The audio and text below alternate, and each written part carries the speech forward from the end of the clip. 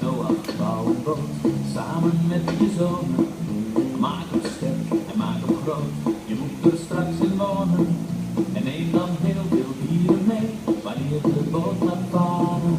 Ik zal dus sturen 2 aan 2, ik wil hun leven sparen.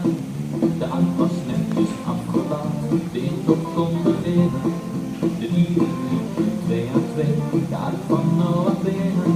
De wolken komen, de regen viel met pakken neer en bleef maar stromen. Ken je dit verhaal? Ken je dit verhaal? Zo wordt het